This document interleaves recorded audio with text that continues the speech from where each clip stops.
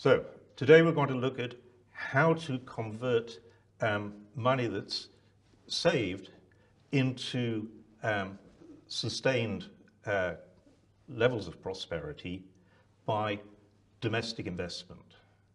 And in order to do that, you need to build the capacity for domestic investment.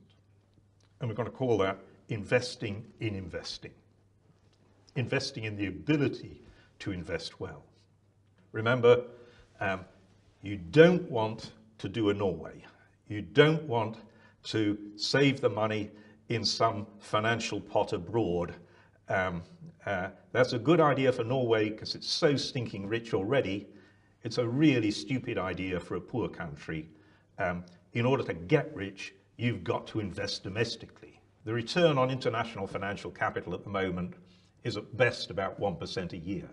If you invest well within a country, you can get a return of maybe 15%. So the difficulty is building the capacity that gets you those 15% investments instead of the useless investments, the concrete monuments that actually are called investment but are really just public displays of stupidity. What are the components to investing in investing? And there's going to be 4 of them. One is what the public sector itself does with its own investments.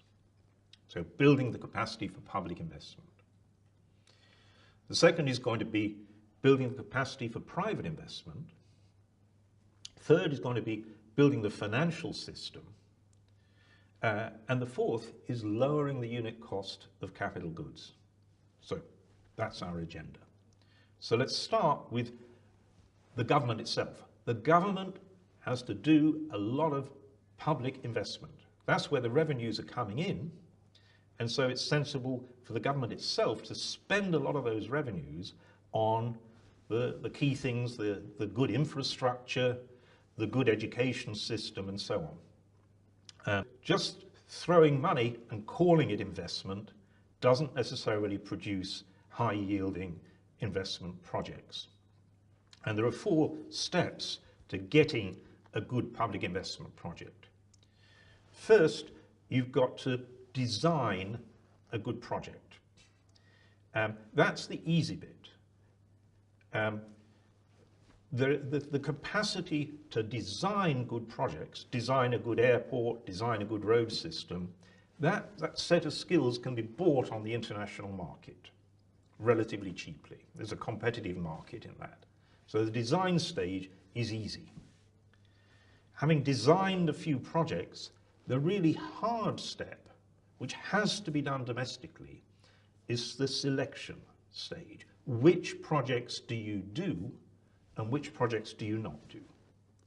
One of the really clever things that Botswana got right was to build a system of political checks and balances which prevented stupid projects from being selected.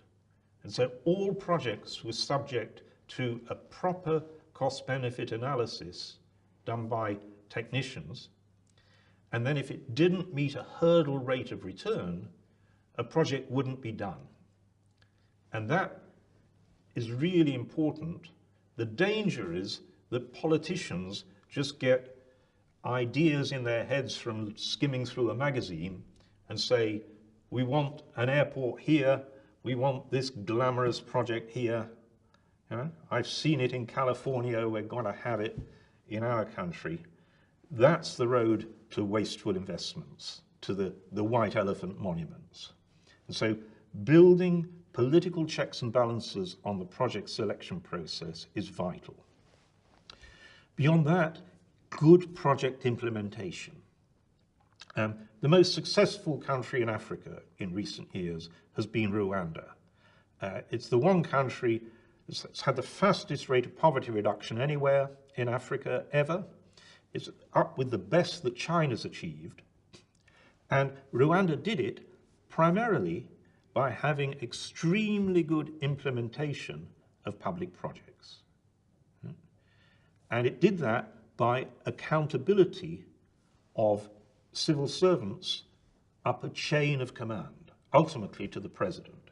Every year, the top 200 public officials in the country have to defend publicly what they've done over the year, whether they've met targets. If they haven't met targets, why not? What went wrong? What can be learned from failure?